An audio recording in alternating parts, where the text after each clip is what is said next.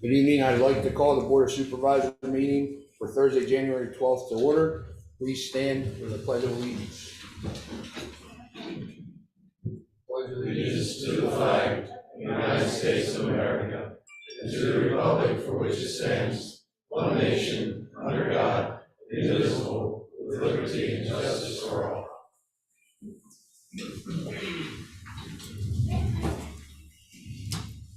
This meeting was duly advertised in the LMP on January 4th, 2023.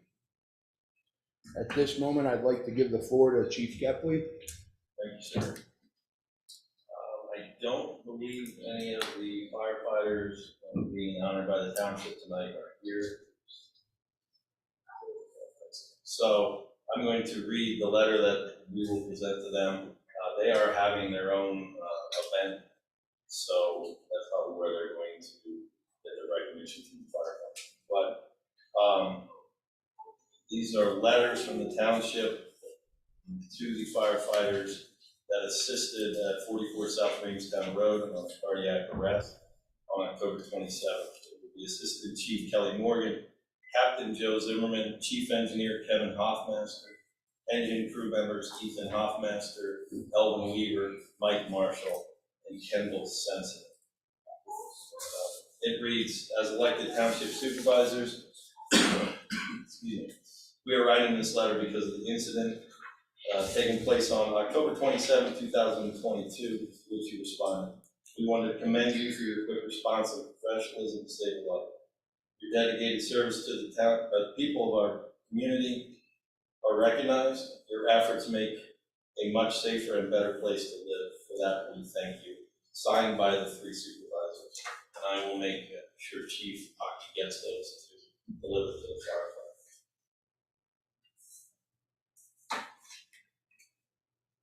So the police department and the township recognizing, and I don't want to say it like that, the police department also very much thanks the fire departments throughout the township and all the help that they give. Our cooperation and our efforts go hand in hand, so we do appreciate that. Officer Zachary Weaver, Officer Rachel Odenwald, and Officer Brandon Everly, come forward. If you don't mind standing. This is the part of the job that I'll probably miss the most, so I'll read the letter. On October 27, 2022, officers were dispatched at 44 South Williamstown Road, East Cocalico Township for a cardiac arrest, where a resident collapsed in his yard. Officer Weaver, Officer Rachel Odenwald, Zachary Weaver, Officer Rachel Odenwald, and Officer Brandon Everly arrived and provided life-saving care by performing CPR and applying an automated external defibrillator. After several minutes, members of the Williamstown ambulance, Williamstown Fire Department, and Medic 4 arrived on scene. The efforts of all individuals involved helped to quickly prepare the residents for transport to the hospital. Due to the efforts of Officer Weaver, Officer Odenwald, and Officer Everly, the resident was eventually treated and released from the hospital with no long-lasting effects of the cardiac arrest. Each officer is hereby awarded this letter of commendation with the gratitude of the resident, the police department, and the community as a whole. And if I could, Mr. Mackley.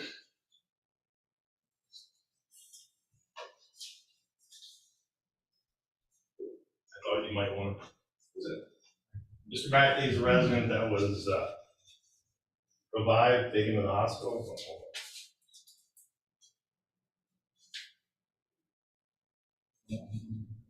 They're pretty much read the same, so. Okay.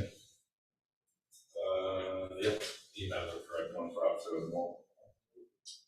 Thank you very much. Well, it's good to see you. Yeah, it is.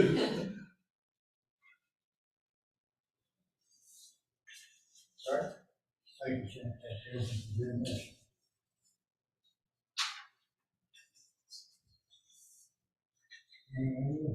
Thank you, Chad. Appreciate it.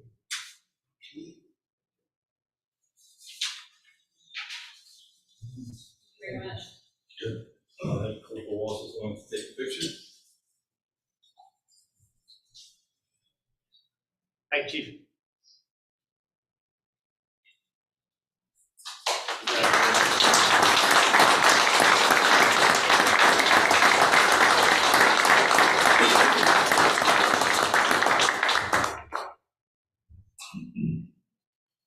Officer Gonzalez, you from the phone.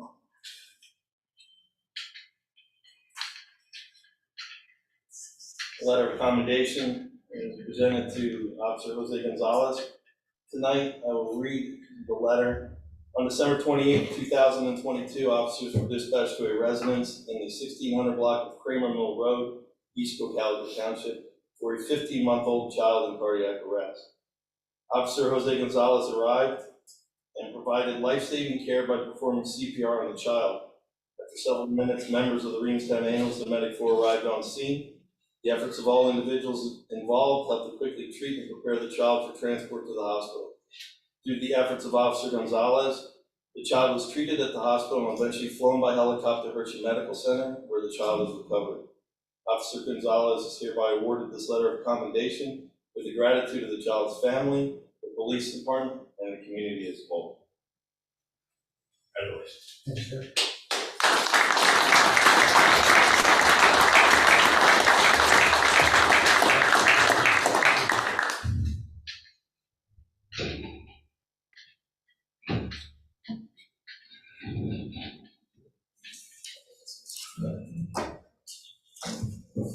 Thank you, everyone, to all the first responders for all you do. Never get enough thanks. You guys want to have anything? I think you said it all. At this time, I'd like to make a motion to accept with regret the retirement of Chief Kepley, with his last day being Friday, January 27th, 2023. With regrets, I will second that motion. Motion and a second. All in favor? Aye.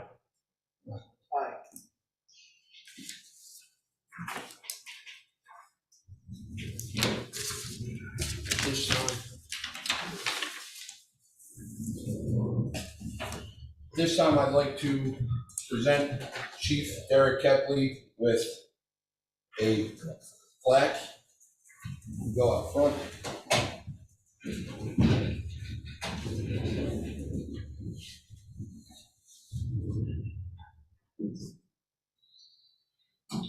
Plaque reads, East Cocalico Township recognizes Derek Kepley for 25 years and 8 months of dedicated service. Whereas Derek Kepley joined the East Cocalico Township Police Department in May 1997 and was appointed by the Board of Supervisors as Police Chief in February 2018. Whereas the dedication to his work throughout his career and to the community are recognized, and therefore making this a better place to live and work, and therefore publicly congratulate him with his retirement. Wishing all the best in the future. Thank you, sir.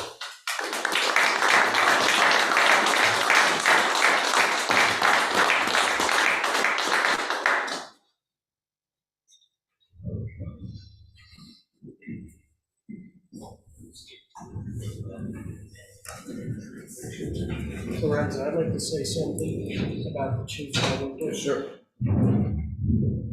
Some things that I think I'd like to say about the chief on a personal level in the time that I've worked with him. Some of the things the township, I don't think they understand some of the work that the chief has done behind the scenes.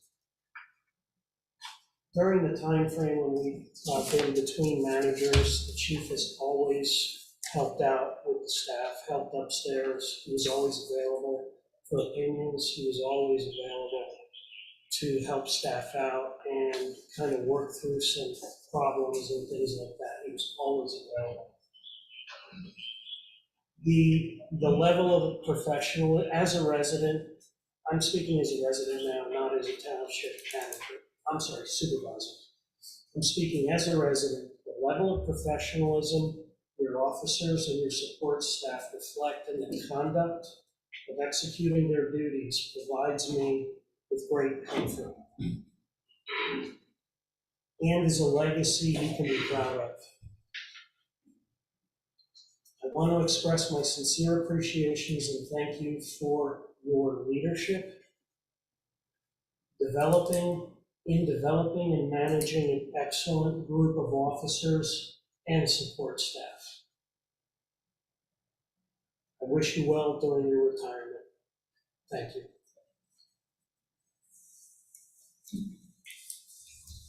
And at this time, I'd like to announce, at the past meeting, Chief Kepley had said his last day was going to be the 31st. After further discussion, the reasoning for the 27th on tonight's agenda is Saturday would be the end of the pay period. So we will be ending it on Friday just to make everyone's life a little bit easier.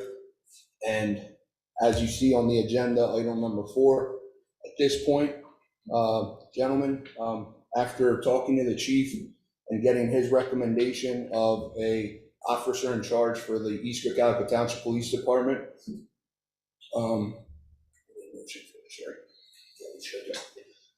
I'd formally like to make a motion to appoint Steve Savage, Sergeant Steve Savage, as the interim chief for East Cocalico Police Department, effective January 28th, 2023.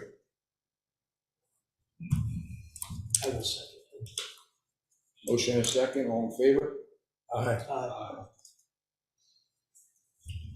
And I appreciate Sergeant Savage for stepping up in this role. We had some conversations prior to, which I forgot. I gotta go back and announce the executive session. Yeah, we had a session with Sergeant Savage with the 3 supervisors and HR after Chief's recommendation, and you stepped up and couldn't be happier. So thank you. Thank you. Thank you. Okay. At this time, we'll give the floor to the Scott Carl, who's going to discuss the building expansion for the township, the potential building expansion for the township building. Scott, you want to come out front? Oh, sure. Executive session down here. Yeah, no, Thanks, it's John. probably better. Yeah, It's better face you. that. Yeah. They're more important than we are. So. Okay. I'll just try to talk. That's kind of how it's built. So I just want to thank everybody for allowing us to be here tonight and share at least some information with you that we've been on a journey for about a year, which basically started with, we rent the front corner of the first floor here at the Royal Authority House. It's about 600 square feet, and we're pretty well jammed in there. We've been struggling with that for some time. We're renting off-site space just to store our files. We got drawings tacked and stored all over the place. It's just, we're on top of each other. It's a very small, constrained space. And it's something we've been wanting to address. And last year, about this time, we really took a hard look at what could we do to create a little more space for ourselves. Where could we find that space? We looked at a lot of different options. We looked at possibly renting additional space somewhere else. We looked at building our own facility at our treatment plant. And then we really settled back in on the fact that we're right here with the township. It provides a good seamless teamwork with our staff, the township staff. So what we focused on from that point forward then was, keeping that concept of a one-stop shop for all the residents, all the customers. That way people come in here, they can talk to the water authority, they can talk to the township. We're all working together, we're all here. And that really led us to what could we do within our existing space or with this existing building. At that time, we engaged, this was Mr. David Settle. He was Aurora Architecture. He was the lead architect and design services manager on the project. So for about, let's say since May, when we engaged Mr. Settle, we started the design of an expansion of the north end of the building here, basically pushing it out 20 feet, roughly 18, 20 feet, and going across the end of the building about 50 feet. So it created about 880 to 900 square feet of first floor level, second floor level. And the way we did our design, we did it to accommodate not only the authority having additional space, but potential space downstairs for either police or township use. So about 5 months, 6 months of a design effort. We concluded that design effort by going out to bid in November, end of November, and went live on pen bid December, let's see here, the 9th, we had the mandatory pre-bid. December 8th, we had a mandatory pre-bid, so anybody that wanted to bid on the building expansion showed up here at the site. It was incredible. There was a lot of interest. We had 31 contractors here, which was, we filled this room, and the tour looked like we were a guided tour through Gettysburg or something, which was great. Having a lot of bidders, and then on the 19th, we had bids come in the 19th because our board meeting was the 21st. So on the 19th, we ended up with, out of those 31 bidders, we ended up with, I think, 29 bids. Went through, David and I evaluated all the bids, put all that together for our board meeting, which was the 21st, shared all the information on the bids, where they fell in at. And again, let me say, the reason we did all this, the idea of what could we do was kind of dwarfed by what would it cost. So the reason we went forward and did a design was so we'd actually have true costs, not only for the authority to see what it would cost, but for us to share with the township so we all knew what we were looking at with respect to adding on here. So after putting all that together, we had our authority meeting. From that meeting, I was tasked to reach out to the township and then share the numbers that we got on the bid. So we had a good informational sharing discussion last week.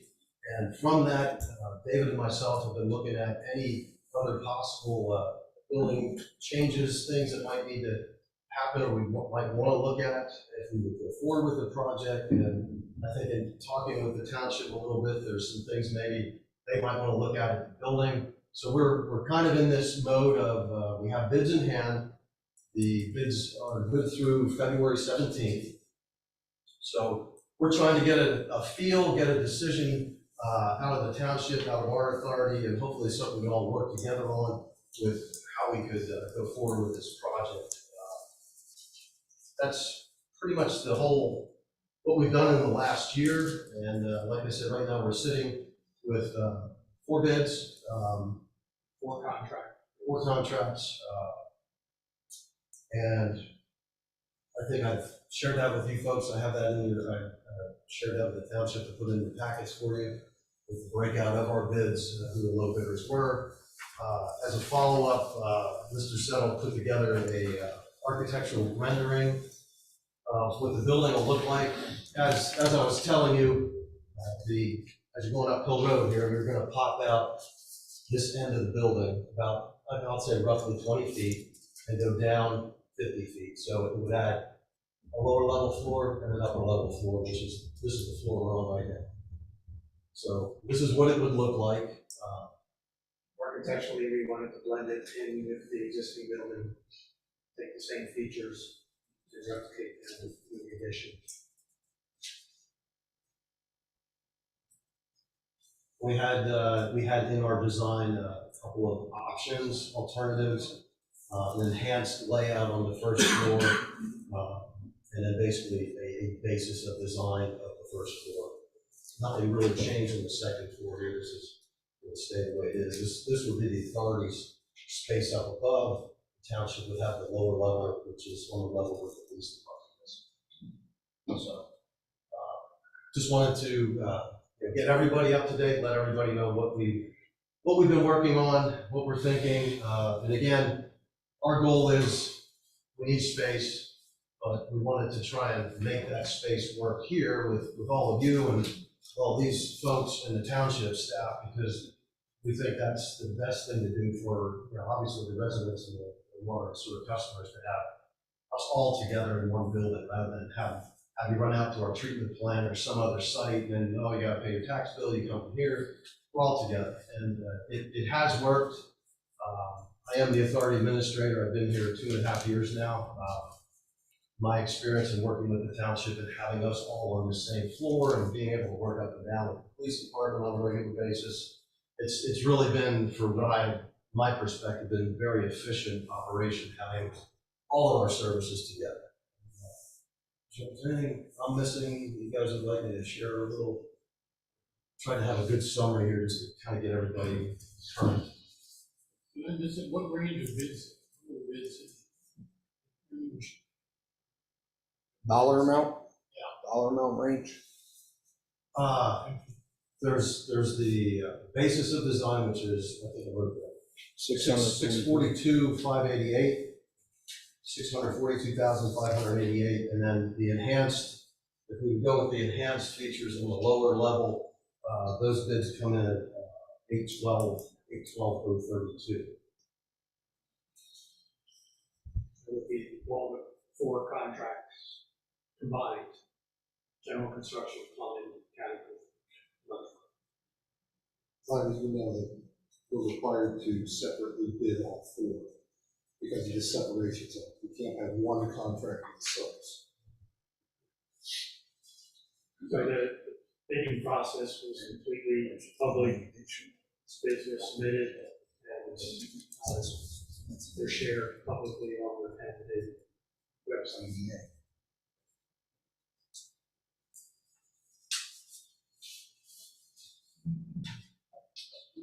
Scott, do you want to add about the ADA stuff? Yeah, as we've progressed here over the last couple of weeks with getting our bids, informing our authority, sharing some information with the township, having some good open discussions, we've looked to see if there's any additional things that may need to be required to enhance the building features if we move forward with the project. And some of those things would include like improving the sidewalks and railing systems, making the building more user-friendly and ADA compliant. So Mr. Settle's working on some sketches right now so we can get some pricing put together for those items. It involves the entry ramp, the entry parking, the accessible parking, the vestibule doors need to be widened, and since we're adding the primary function of the offices, we need to provide a fully accessible restroom, so that would be accommodated.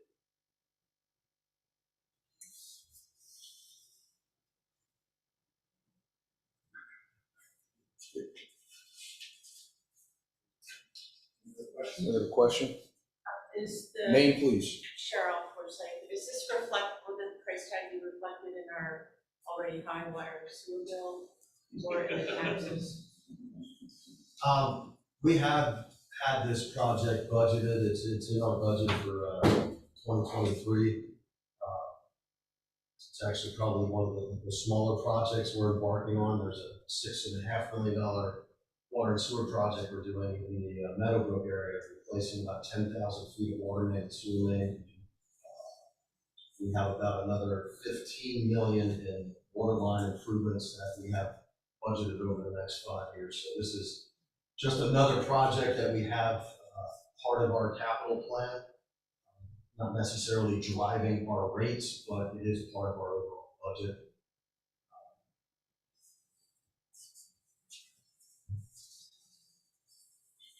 Any other questions?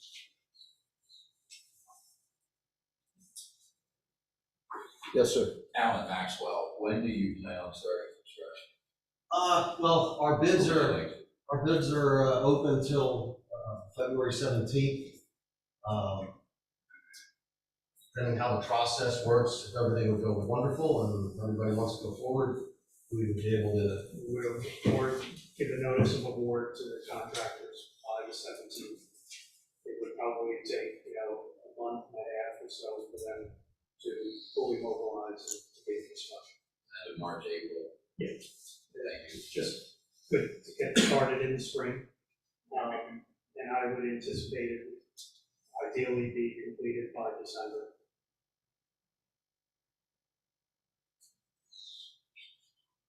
Yes, sir. Going back, I noticed there's only one sort of the lower level, and that's the only egress ingress there. the upper level, we don't have anything, if something were to happen, putting the bid back in that far corner. Is there another way in and out of the building? It's within the required exit distance to exit. Yes, sir. Ron Forsyth, so have you decided on the plans of the advanced features? We have not. What we have now is numbers that our board is looking at and township supervisors and staff are looking at, and I think right now it's in discussion mode, what we want to do, what's gonna be the best for everybody. When do you think you'll make that decision? Yesterday. Soon, yeah, I mean, only because the time is running out. The bidders, we have a requirement in the spec, they gotta hold their bids for 60 days from the time they submit, so that protects us a little bit, but by the same token, we wanna make sure we either let them know yes or no by the 17th. Okay. Otherwise, we'd have to rebid. Thank you. Any other questions? Gentlemen, do you guys want to add anything?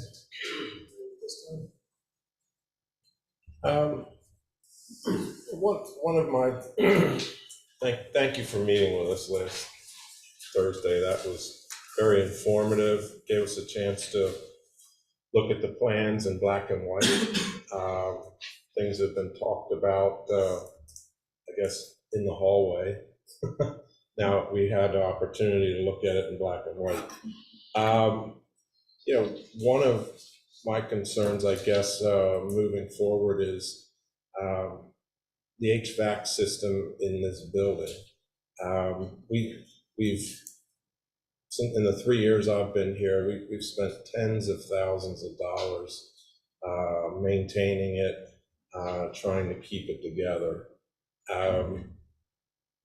You know, I feel like we as a board ought to be doing a little research on that as far as, you know, if there's a better way to be doing things with this system. It, you know, at times it's been inadequate. And looking at this expansion, it's got the mini splits in it too for heating and air conditioning. And, you know, I don't know if that's a better quality unit than what's in this building, whether it's going to be a consistent maintenance item. You know, I think we as a board ought to do some due diligence there to look into what we have, what we would need to, if we would need to do some upgrades, if there's something better out there for us than what we currently have here. And in conjunction with your expansion, is it possible to include what we got to do with what you want to build there for a complete building system? You know, at one time there was a different heating and air conditioning system up there. I guess the unit went bad at some time. You know, would it behoove us to change that out to something new and modern to include into your building setup for one whole building heating air conditioning system? You know, we touched on that briefly, I guess, in our meeting there, but you know, it's something I think needs to be seriously looked at from our standpoint. You know, I don't know if you had any other conclusions, Mr. Settle, there about what we have here. The original construction did have a more central unit, and as you said, it must have failed at some point, and they opted to do the split systems. Certainly, a central unit would be more efficient. Contemporary systems, we could tweak the system to make it still zoned, so each part of the building could have its independent controls. So that would be something that, you know, in the long run would be beneficial to the township, probably more efficient operation, certainly probably more efficient for the maintenance standpoint. And it would be easily incorporable into your expansion idea. Yeah, if we go that route, then the system that we have to pose would probably be integrated with a central system and serving the addition as well. Frankly, I'm concerned with the cost of that. Replacement system would necessitate us to basically combine that with the rest of the design and essentially rebid project, because it would be likely too significant for a change order to address the public bid status. Understood. You know, Is the system you have on that quote from the prints or from the drawings you showed us, that's a different zone. You're zoning that. Yes, portion of the each space has its own dedicated split system. It is a central Freon exchange system where the Freon is piped to each of the individual units, and they kind of share the same condenser outside. But it is similar to what you have for the replacement system. So to do that, they're starting from scratch on the HVAC. And I guess just to add to it, that was one of my main things as well. Yesterday, I actually asked the roadmaster to come over and come up into the attic, get some pictures of what's up there. And I was shocked to see what was there too. Everything, like all the ductwork, everything's intact, in great condition. And the unit is actually pretty clean, but obviously something must have broke and it's not working. In order to get it out, they'd have to probably, with how big it is, put a hole in the roof and crane it out. So if we do move forward with that, and there's gonna be a crane here setting trusses and whatnot, perhaps the municipality should look at the long-term fix and add add a unit for the entire building. Again, I realize it's gonna probably end up delaying the bid deadline. And I fully accept responsibility too for, you guys came to us months ago. And not having a manager and not having, you started talking to Mike Hessian about it, Sharon was here, you guys had a pre-planned thing, and then everything kind of just fell through the cracks. So for us as supervisors, the first time we actually sat down, instead of having conversations in the hall, was Thursday. So this was literally presented to us Thursday. It's not your fault or your fault by no means, but we're crunched up against a time frame, and $800,000 later, are we making the best decision for the township at this time? I don't know. My answer is I don't know. I don't think, that's my opinion. Because if we do that, we should be looking at a long-term fix. We just went through having a company come in and clean all these mini splits from all the mold and stuff. And I was doing some research. There's LED lighting you put on the inside of them to kill the mold and stuff, but it's not 100% efficient. So having an HVAC system, it's as big as 1, 2, 3. You change the filter, you're doing the constant maintenance to one unit rather than, at this time, if we do the addition, we might have 15 different units. We don't put our staff at risk with having issues with mold above them and all these particles blowing out. And if something breaks, it's one thing we're fixing, not multiple different ones. But again, we come down to the time crunch. What's better? Don't take it the wrong way. Go rebid and do it right the first time, or put a Band-Aid on something and just close your eyes and wish for the best. Me personally, I think we should do it right if we are going to do it.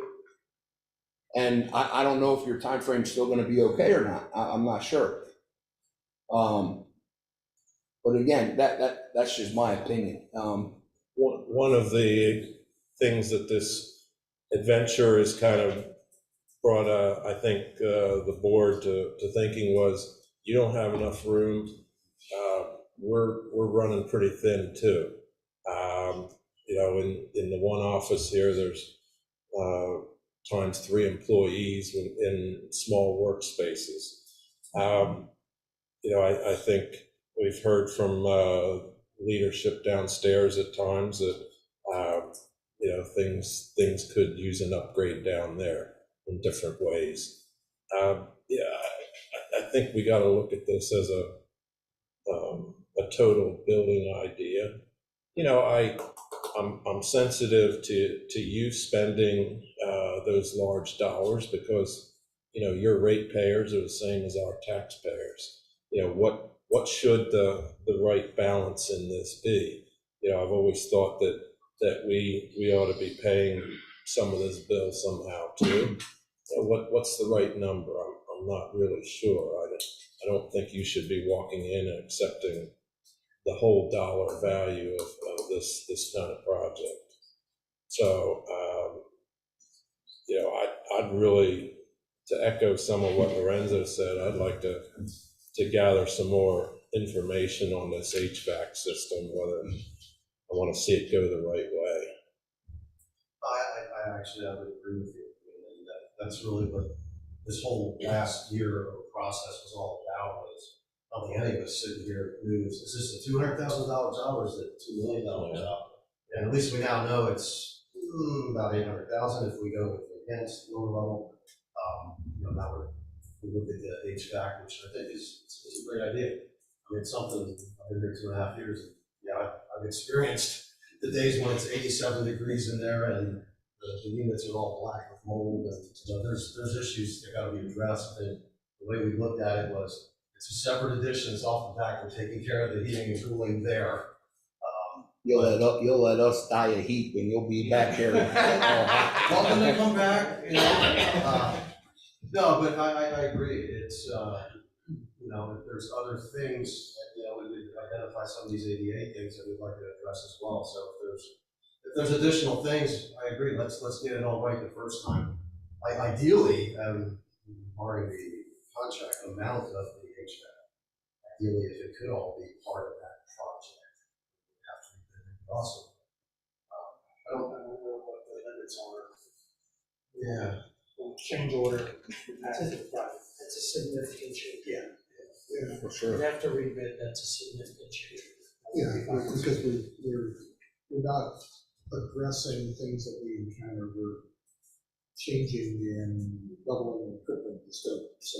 Yeah, especially if you're a mechanical contract. Scott, just by me speaking to some of the staff and stuff, we were tossing things around between yesterday and today.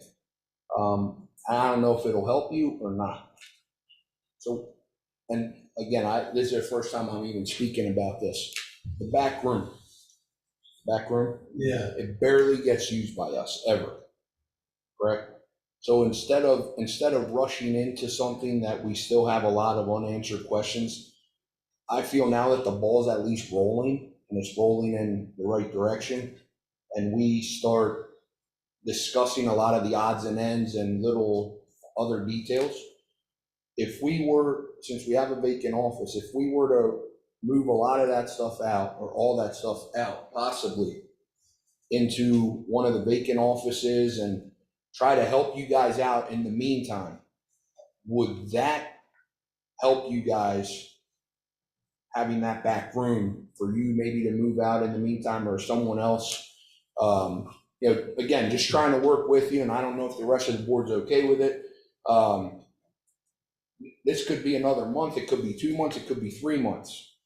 But now that we're at least having this discussion, I feel that, in a way, I feel your pain, I see it, and it's just another way of trying to help you guys out if we vacate that room back there for you guys, if they'd be okay with it temporarily, rather than no one uses that back room and it's just hanging there. I don't know if you ever even thought about that, but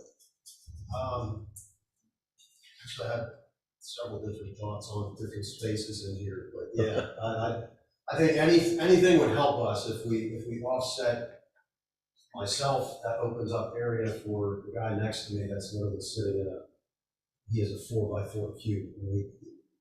I think anything would help in the interim. So yeah, I would certainly be open to looking at or discussing anything that would help us. Yeah, I guess to your point, there's a large, oversized conference table in there and chairs, and if that were to be moved out, I guess that could open up a lot of space there and maybe reorganize some of that. I think that's a good idea, right? So you could have an office there, the door would close, you got phone jacks in there. I don't know how often we use it. It's not very frequent that I'm aware of. We always have the township always has the downstairs conference room available, I guess, from time to time. And chambers are available for other group meetings. Maybe that would be an option. Question I'm asking myself is, you guys are looking at me, but we moved blueprints back there, plans, a ton of legal documents are in that back room because we didn't have a place to store them where the environment would allow for them to remain viewable. So I'm not sure where we're gonna move all those documents. They won't fit in the old community development office. There's too much there for that. Too much.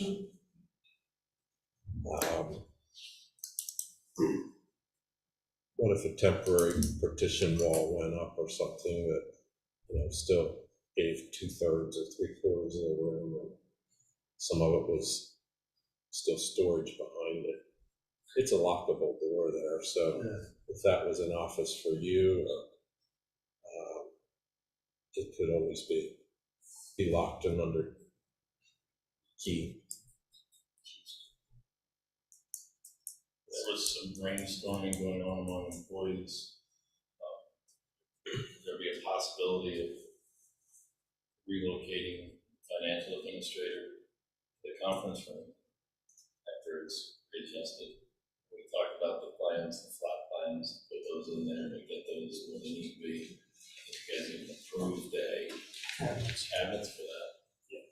I don't know how hard it would be to put a doorway in that office, which would connect to your office as a temporary fix, providing Judy's office. Judy moves over one, and you can go between that office that way. Or would it just be simple for you to come around the corner and go in there and have that? Save some money. I can walk extra steps. Oh, I'm not sleeping. Again, that wasn't just mine. It was a team effort, brainstorm type thing. It would cause us from putting partition walls up and moving all that stuff out. Well, potentially, but you could put Judy in that office with some of those things. Correct. If that big table's moved and things are spaced properly. Right. So you don't want to put her in a corner where Yeah. all that other stuff is. You don't want to make her life goes from an office to a corner. You can't do that. She gets a beautiful view of the parking lots. And the doggies out back. All right, well, I guess it's a discussion that we will have to have at a further meeting. We can discuss this and go from there in the meantime. Well, I can say now, I think if we look at this as a viable option till we can get things in place and the employees feel that we can get some kind of workable solution back there, I'd be in favor of working with you there to give you some of this extra square footage till we can get our act in here. Well, we're all in it together, so that's really why we're trying to do something here so we can stay integrated. Absolutely. there's a lot to be said for efficiencies and teamwork, and I think in this establish we have that.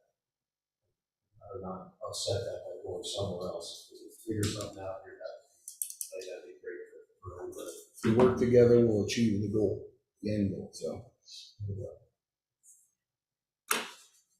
I appreciate you guys coming. Yeah, Thank you very for much. having us, and Thank you. have a good night. Thank you, Nice to meet Scott. everybody. Thank you. Thank you. At this time, I'd like to announce the executive sessions. We had a personnel executive session on January 5th from 9:05 to 10:30. We had another executive session on January 10th, police department related, from 8 a.m. to 8:30. And we had a informational meeting with a resident on January 12th, 2023, from 6:40 p.m. to 6:45 p.m. Past meeting minutes for approval, gentlemen. So I'll make a motion, we accept the minutes. Okay, I have nothing here. Motion's on the table. I'll second that. There's Question, Yes, sir. under appointments, I think there's a mistake. Page 507, gentlemen, convention, and there no longer do.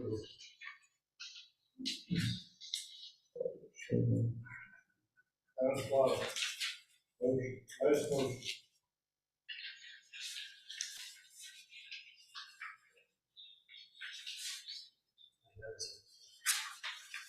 Here's thing, Barry Weaver. wasn't very legal. Paul Keller. Oh, That was Paul Keller. That's a typo.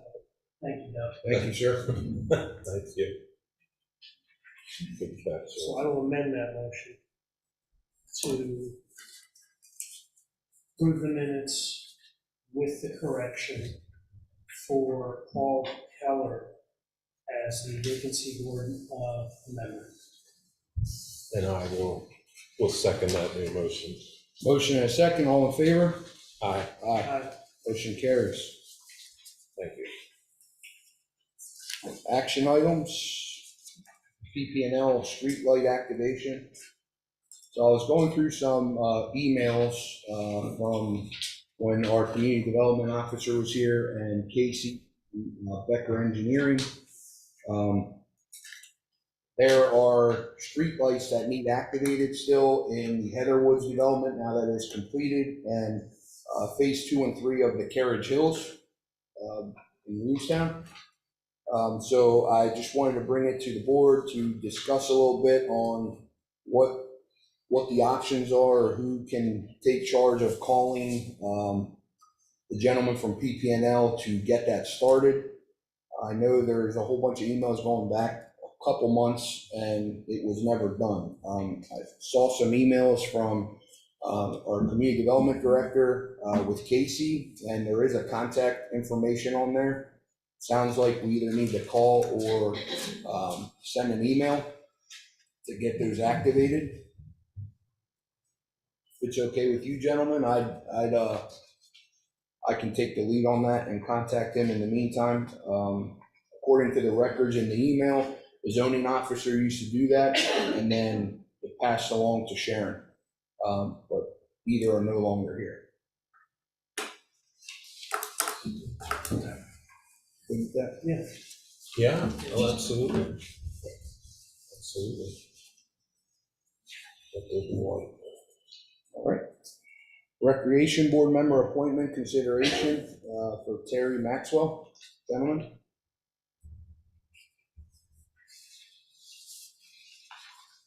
Yes, a letter of interest was sent into the township by Terry Maxwell. It explained all the community issues that she's been involved with for quite a long time. Working with kids in football association and different parts of the community like that. I think that I would like to see you come on board if you've got that interest of being involved as on the rec board. I don't know how you feel about it, gentlemen, but Yeah, no, it's a good idea. I mean, we need volunteers. I just don't remember, is that one, is that an open position? Yes, it's a vacancy for Okay, Steve Baker. And I was at the meeting on Tuesday and after on Tuesday. Okay. So that would fill the term that someone else had there. Mr. Brubaker's term.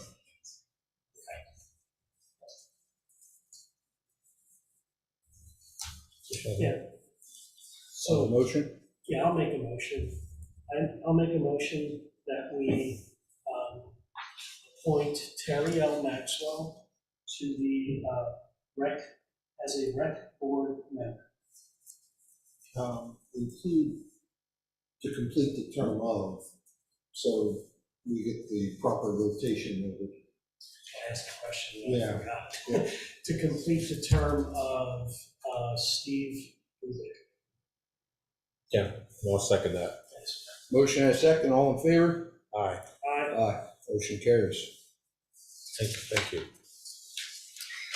Police Department, Chief. I only have one more thing, or actually two more things, but, we have two officers who completed their first year of service, January 3rd. So I would ask that the motion would be Officer Brandon Everly has successfully completed his first year employment training program for the Cocalico Township Police Department. I recommend Officer Everly be removed from probationary status. I'd ask for a motion to approve that. I'll make a motion to approve Officer Everly. Everly to remove him from his probationary period. I'll second that. Motion and a second, all in favor? Aye, Aye. Motion carries. The next officer is Officer Shane Johnson, has successfully completed his first year of employment in the field training program for the East Cocalico Township Police Department. I recommend Officer Johnson be removed from probationary status. I'll make a motion to remove Officer Johnson from his probationary status. I'll second Motion and a second, all in favor? aye, that. Aye. Aye. Motion carries. That's all I have. Thank you, Chief. thank you. Thanks, Chief. Roadmaster, Good evening. good Good evening. evening. A couple things on my plans tonight. The first one tabled is the new truck purchase. What you should have in front of you is a possible new 2023 Chevrolet Silverado 2500 HD. This is again in the white color. This is a double cab truck. Purchased through Apple Chevrolet. That's where we purchased the last vehicle. I have a good relationship, very easy to work with. And what is in front of you is because I actually reached out to a New Holland Auto Group, and what I was told is Dodge is not on CoStar, so Ram is not an option. And Ford is only taking orders based on allocation. Need to submit an application for approval for allocation, and then once that approval comes back, then you need to submit for approval for the order to be placed through Ford. The orders needed to be replaced with allocation approval by January 13th, 2022, or 2023, I'm sorry, for the Ford purchase. So after talking with them and doing some constant communication with Scott Murrow from Apple Chevrolet, is where we came up with this possible truck purchase through Apple. Just to give you a little background on that, I basically evaluated our fleet about 2 years ago, and this was actually the wishful plan all along for myself, with the double cab compared to the single cab truck. Talking with Scott a little bit today, just to get a couple background information. The double cabs are typically or approximately $2,600 more than the single cab trucks. And I really like the idea of the double cab for a lot of flexibility within the department. We're a 4-man crew currently, including myself. A lot of times if I have something something going on and a 3-man job is going on, we can all work out of the 3-man crew can work out of this truck, which frees up my other pickup, which we just purchased in 2022. Same thing with meetings and classes or seminars. We could possibly take this truck instead of taking 2 vehicles too. I know this past week I worked on a project with a road crew member and Ken McCrae. Being that we only have a single cab trucks in the fleet, I had to have Ken kind of drive his own personal vehicle out to different sites to, which would have given us flexibility to all work out of one truck that day as well. So with that being said, the bid or the quote for the truck through Apple Chevrolet is basically the same white Chevrolet that we had purchased before. The only difference really is the single cab to a double cab. And this price that is in front of you is $54,741.44. This comes with a Reading utility body already on the truck, same as the other, same as the previous truck that we purchased. Talking with the water and sewer department this week, they had real, they have other utility bodies on their vehicles, and the one gentleman that I was talking to was not really a fan of some of the rust on the other brands. So I really like what Reading has done with our last truck, and I'd like to continue down that road. And with it pretty much being the same truck, a lot of the stuff will be universal on both trucks as well.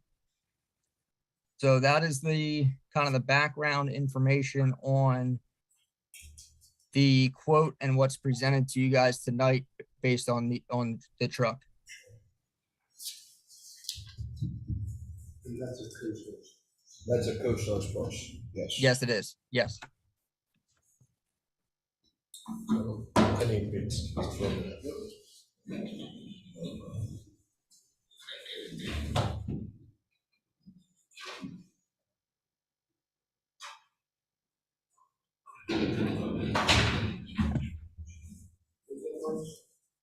$54,741.44. This is, That's what's relevant. yeah, that's a picture of the truck. So to break that out, the CoStar's chassis price, they break it into chassis and then body. So the chassis price is $42,226.44. And then the Reading service body, 8-footer, is $12,515.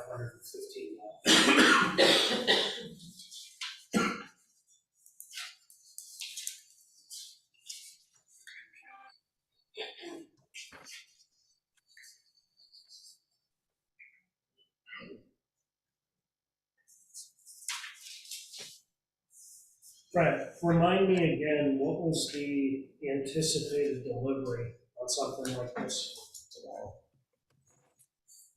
Yeah, I mean, it is readily available right now for pickup at Apple Chevrolet. That is correct. Okay, so there's nothing else that has to be upfit on the truck at all?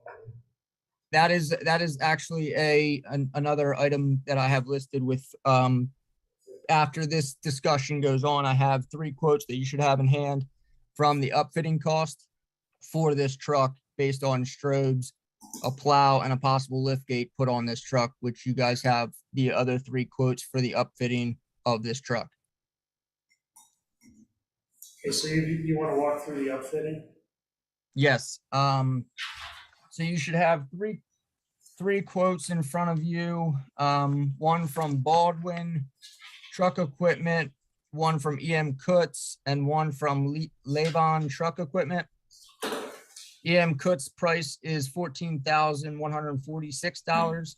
Baldwin is $15,713.70. Levon Truck Equipment is $16,758.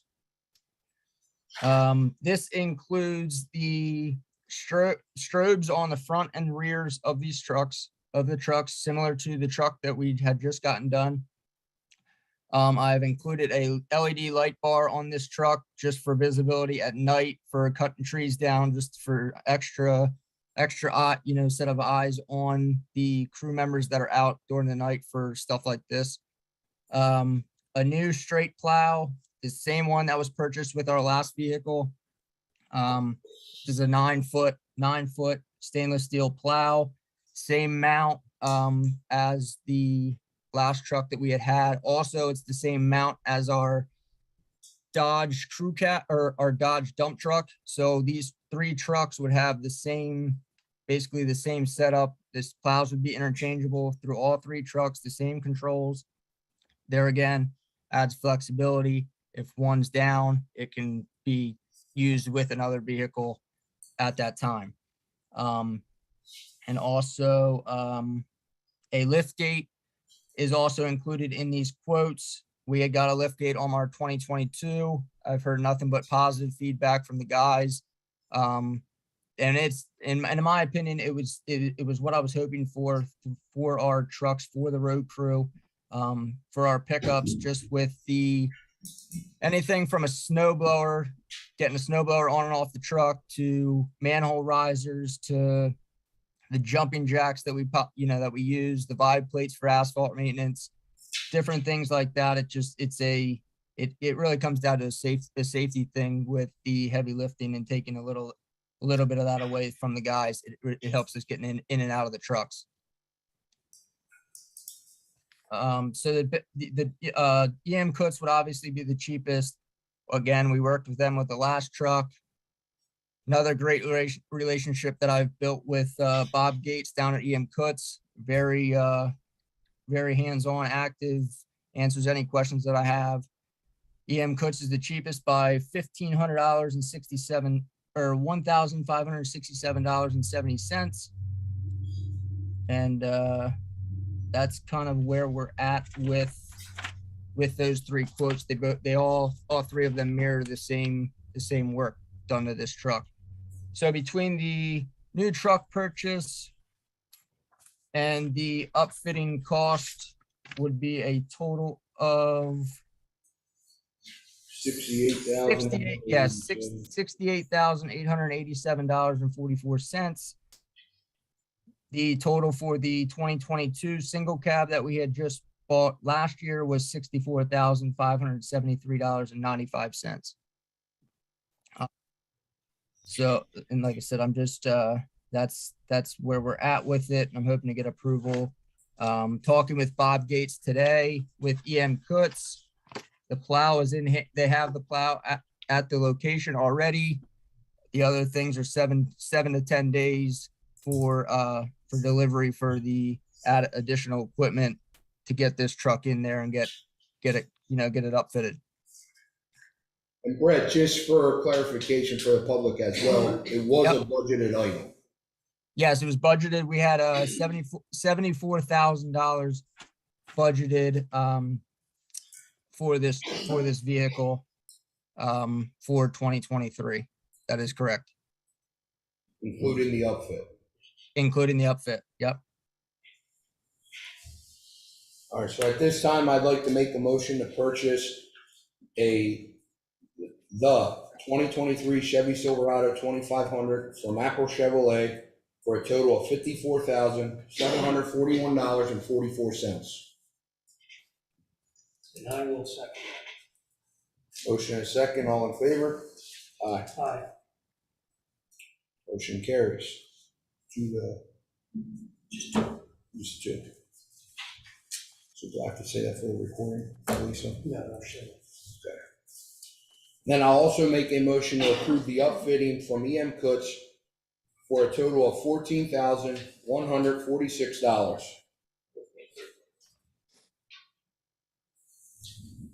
And I will second that. Motion and a second, all in favor? Aye. Aye. Aye. Motion carries. We're Right. You know what we're talking about? You said aye. We're good. We just made a motion that you were gonna pay for the truck. All right. All right, Brett, what else do you got? I know listed on the under the roadmaster is the, what to do with the old equipment and small tools. I really don't have anything to add on this at this moment. I just want to note that when the road crew replaces small tools within the department, such as weed whackers or something like that, the roadmaster will make the best decision that suits the township moving forward. Again, this is taxpayers' money to buy the new tools, and I'll put the best interest of East Cocalico Township when making these decisions. And that's all I have for the roadmaster report tonight. Thank you, sir. Thank you. I appreciate it. Moving on, MS4, Ken. Nothing major to report on. I'm working, for the, tax collector actually on our inventory of fire hydrants. We have some mapping of them, and one of the things the township needs to do now is to validate our, assessments, who is supposed to get charged for fire hydrant taxes, supposed to get charged for light tax. So I'm working on the nuts and bolts, getting that worked out. Not straightforward, it's taking a while, but it's something that kind of has to do. Do you want to share what you found from the 1800s? Oh, yeah. Judy, our local administrator, was working on the ARPA funding, which is federal money, and they came back to her and they said, well, we need a copy of your articles of incorporation. Well, the township's been around since 1838. So, fortunately, a number of years ago, I had been doing some research on that, and I actually found the documents, had photographed them, and then misplaced the photos. They were in my computer somewhere, so I had to go and search for them, but eventually found them. So I do actually have the, it's not a charter. What it is, it's an approval of the division of Cocalico Township. Cocalico Township originally was East Cocalico, West Cocalico, and Ephrata Township. And through a long, complicated process involving petitions and elections and so forth, they eventually got to the point where they were then able to bring a report to the county courts, who then approved it on May 8th, 1835. And so that's the founding date of the township. On the road dock. That's nice. It's in the road dockets. Yes. Bring with the shooter. Let's see if they can see it. Most young lawyers don't even know there is a road dock. I was impressed. And the court of quarter sessions. That's what it looks like. It was impressive. Handwritten on the road dock. Impressive. And the clerk of the court of quarter sessions is the clerk of the criminal courts. And most of the clerk of the criminal courts don't know that they have the road docket in there. Well, we only have the criminal records. We look, we're by the road docket too. I'm gonna blow this up just so the public can see it also. The penmanship is much, much better than that. Yeah. Yeah. Well, those were professional scriveners. Yeah. I'm in the process of transcribing it, the right person. and Yeah. when I have the transcription finished, we can put that onto the website. Yeah. Comes about 3 pages, handwritten like that. Great. Thank you, Ken, for doing that with our financial administrator. Anything else? No. All right, moving on to the list of bills, treasurer's report.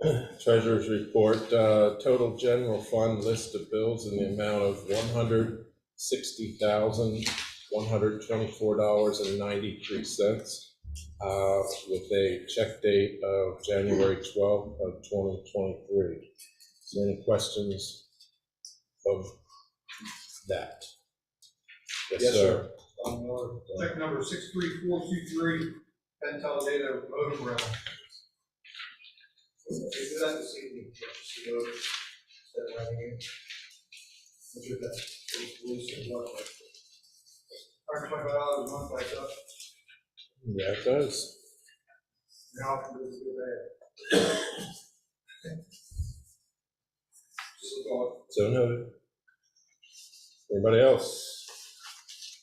Seeing none, I make a motion to approve. I'll second that. Motion and a second, all in favor? Aye. Aye. Motion carries. We have an electronic payment list in the bills of $87,692.94 with a pay period of December 18th through December 31st. I make a motion to approve as presented. I'll second that. Motion and a second, all in favor? Aye. Aye. Motion carries. And we have a light fund amount of $13,652.41 with a check date of January 12th of 2023. I make a motion to approve as presented. I'll second that. Motion and a second, all in favor? Aye. Motion carries. There's your treasurer's report for the night. Thank you, sir. Moving on to the management items, we were contacted by Mr. Hessian from Denver Borough. He's looking to get a steering committee in place for the Warwick Ephrata Regional Trail.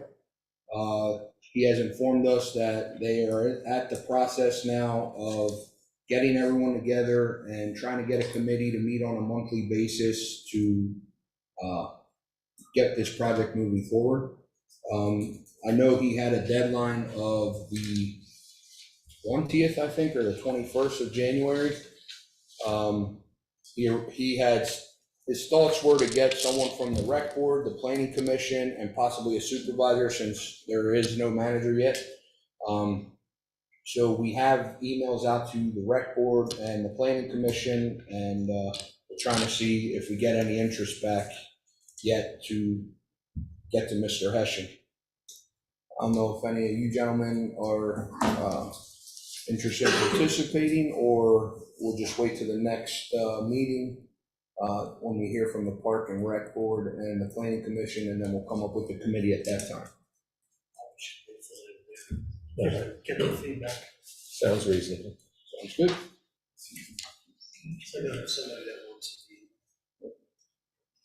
Jeff volunteered. While I was outside. Next on the agenda, we have the, He bought the truck, he might go volunteer for that. you said aye. Next on the agenda, we have the auditors meeting. Acknowledgement of the bond amounts and part-time hourly rate of the elected officials. The bond amounts that they put in place are the same as 2022. The township manager and the township financial administrator are still at $1 million. The township treasurer and the assistant treasurer and the tax collector are at $3 million.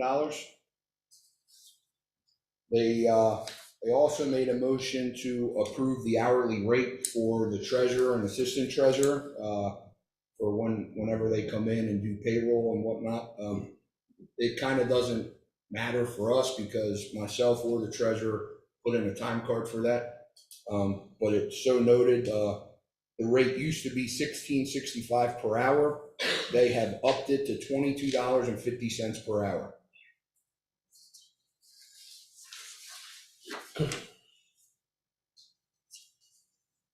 I know there was a lot of discussion of the reconciliation of the bank statements. It looks like reading through their meeting minutes, they had some discussion about the auditors doing that. They were talking with our financial administrator about that, and she was going to bring it to the board. I have not discussed personally with her. I'll put that on my list to discuss with her for the next meeting. That way we can have a game plan moving forward. They had thrown out there a date of February 2nd, 2023 to come in and possibly help reconciliate all those bank statements. So I'll get more from our financial administrator and report back to the board and direction we want to go with that.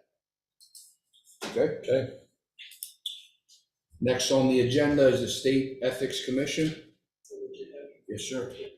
So We announced back in September that the State Ethics Commission had come into the state. They were just doing their standard compliance audit.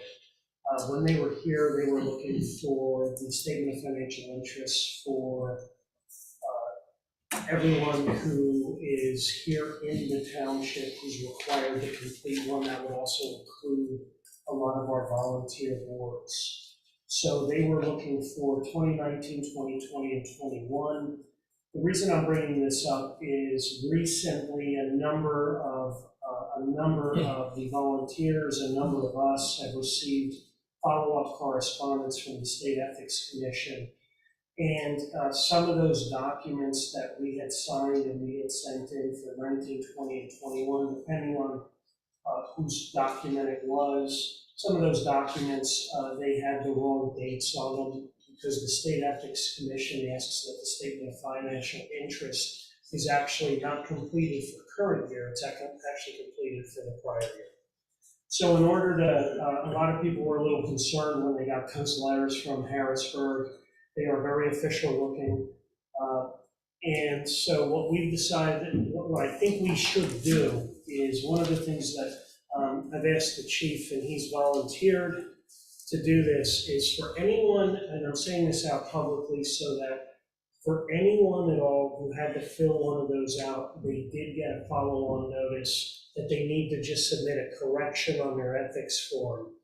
Go ahead and please bring those to the township, because what we're going to do is we're going to package all of those together for everyone. And the chief has volunteered. You're going to take them up to Harrisburg personally. I have to run to the state police live in Harrisburg Wednesday, so just going a little farther, take everything else.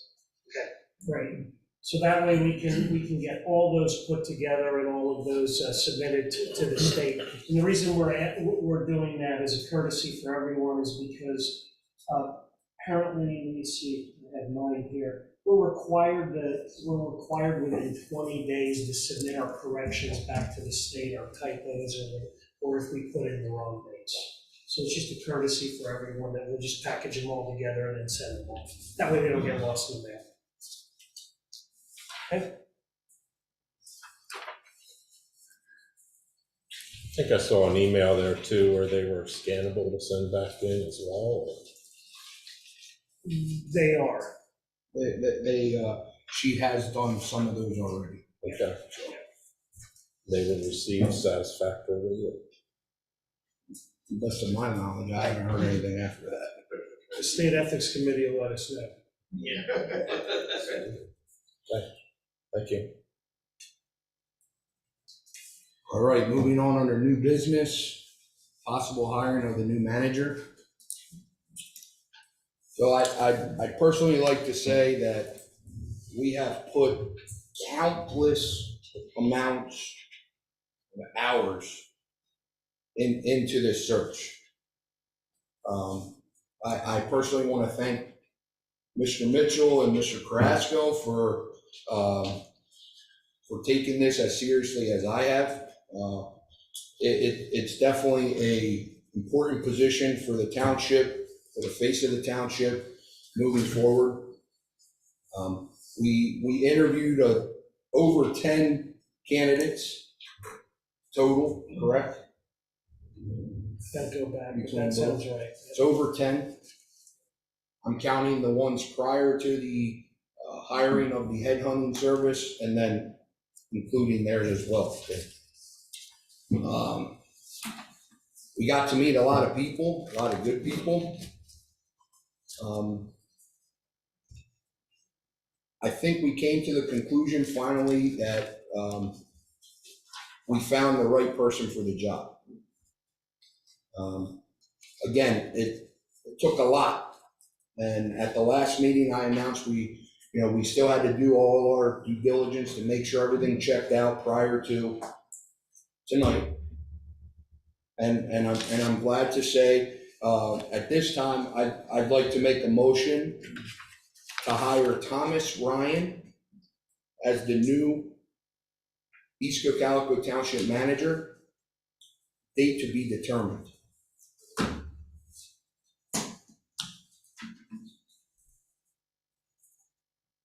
feelings? So, I will second that motion. I will say that, we have spent not tens of hours, probably hundreds of hours, looking through resumes, looking at candidates, reviewing resumes, interviewing candidates, follow-up interview with candidates in this process. This is a significant position, carries a tremendous responsibility. So I'm very proud of my fellow board members that this was something that we all spent lots and lots and lots of time looking at this, reviewing resumes. So with that said, yes, I will second that. Motion and a second, all in favor? Aye. Aye. Aye. Motion carries. Yes, sir.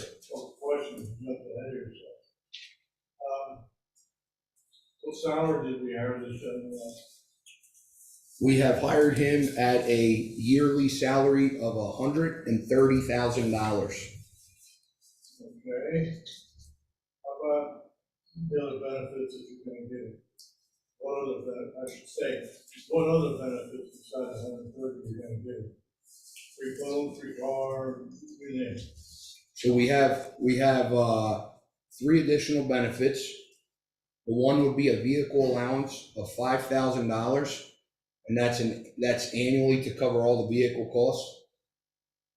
A cell phone allowance of $1,200 per year, which equals out to $100 per month. And then 5 PSATs days of training. The gentleman that we have just accepted to fill the position is a PSATs instructor. It's one thing that he takes very passionately, and asked us at his first interview if we would consider 5 days of excuse to continue to do that with PSATs. So all 3 of us agreed upon that, and that was one of the other benefits for the package.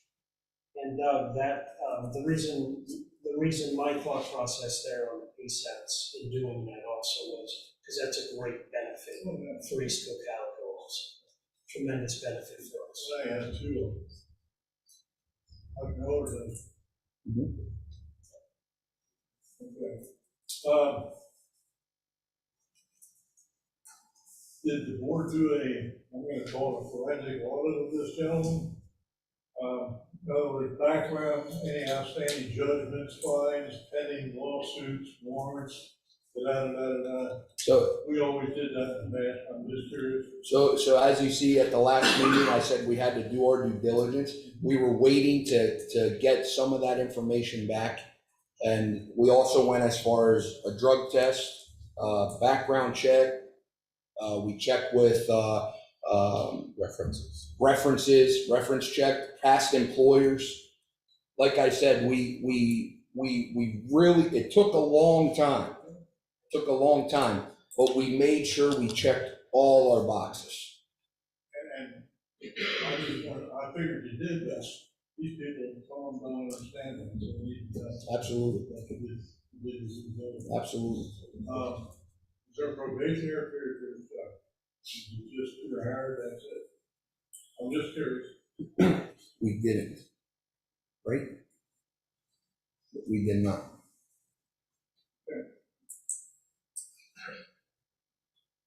And the last thing is our severance package.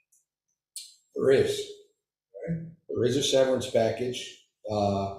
And I will note as well, the car allowance and the cell phone allowance, we spelled it all out. It will be either prorated if there's a separation or paid at the end of every year. So it will be paid yearly. It won't be paid tomorrow.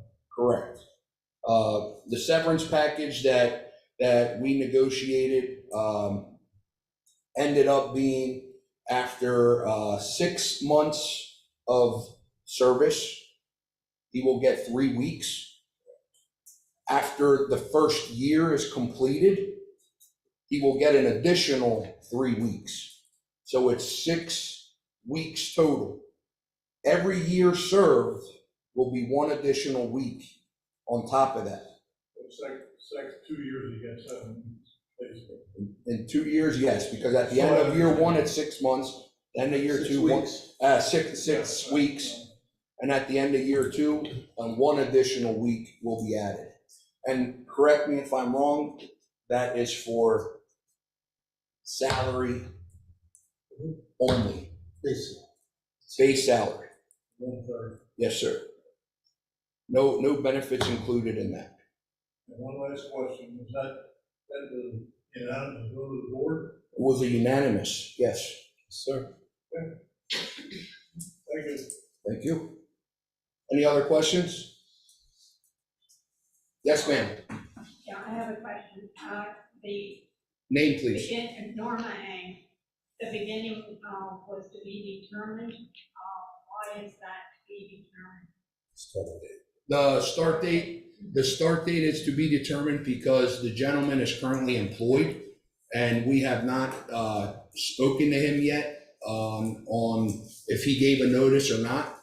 So once we give the letter of intent, he will get back to us with a date.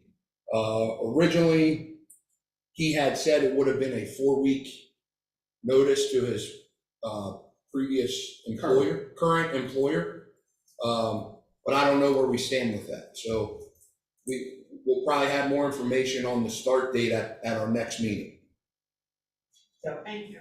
That, You're welcome. that wasn't done in consideration for this level of executive employee and caliber of employee. We have to be respectful for they're required to give certain periods of time to their current employer. I understand that. I just didn't know if you talked to him, if someone talked to him and told him you were going to be marrying him and he gave you a date that he could start. Now, during the interview process, he had made it clear that he would need 4 weeks with the employer. So that's why we're not sure what that would be. Another question? Yes, sir. Alan Maxwell. As everyone here in the room probably knows, I've been very outspoken in asking questions and asking for information regarding the search. I just want to publicly say I do appreciate and thank you for the hours that you put in. Find the right candidate. Fingers crossed that 5 years from now, we're still talking about him being here and doing his job 10 years, 15 years down the road. But I want to just publicly say I know I've been a critic. I know I've asked a lot of questions.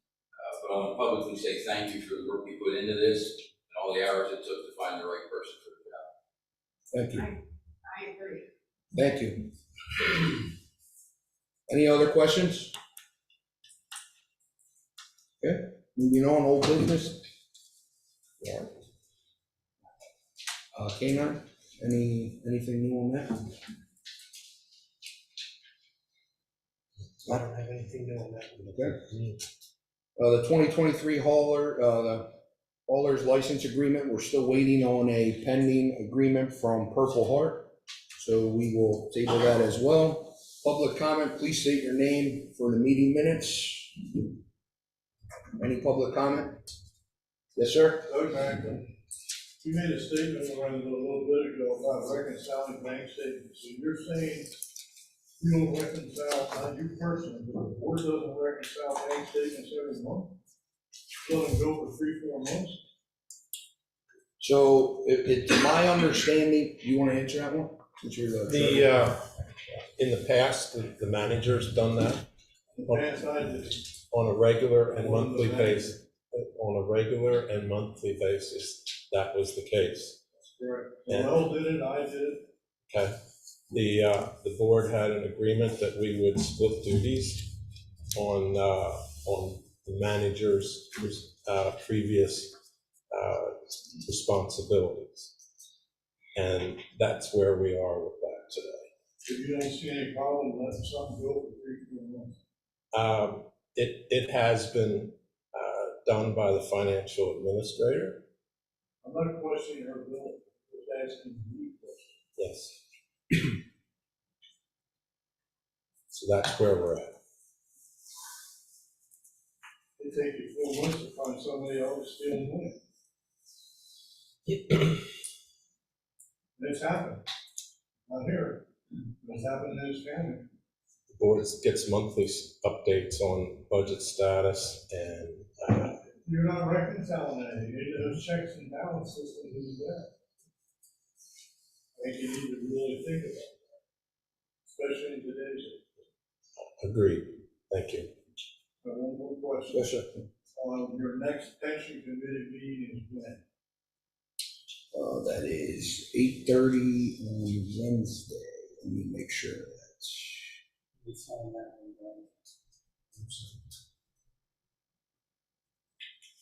It's on the website. It is Wednesday, the 18th at 8:30 a.m. at the Township Building. Yes, sir. Yes, ma'am. Yeah, I'm sorry, Sue Mack, but I have to ask, I'm just taken back by that $130,000. Is there a township manager in Lawrence County? Many, Martin? many. Many? Yeah. Who? Look at East Lampeter, East Hempfield, Warwick. Granite Township. Lancaster Township. And to answer your question as well, when we had originally advertised, it was, we did a range from 110 to 140 to 140,000. So it fell in our budget per se with some negotiations. So we feel we are getting a well-experienced manager. I don't want to say much. I'd rather have him present himself at a future meeting, but we didn't hire a one-year manager at this kind of salary. Did your headhunter find? What's that? Yes. Yes, ma'am. Yes, ma'am. And again, I'd publicly like to thank Dave Kratzer for putting a lot of time and hours into this search. He did find him for us.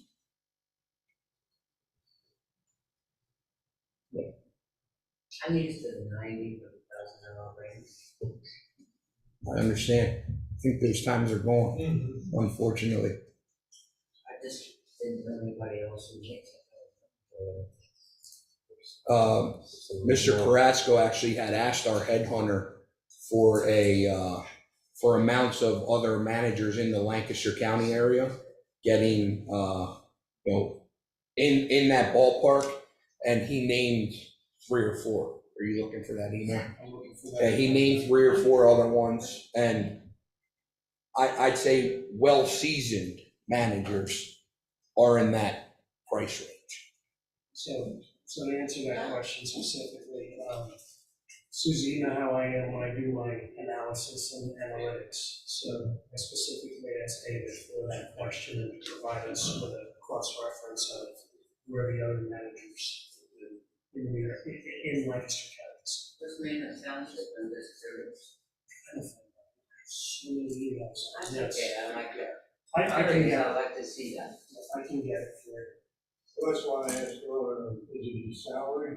That's why I asked about the benefits, because I know insurance, we didn't even talk about that, but there's all kind of ancillary things that get added on to that 130, and all of a sudden it's 200.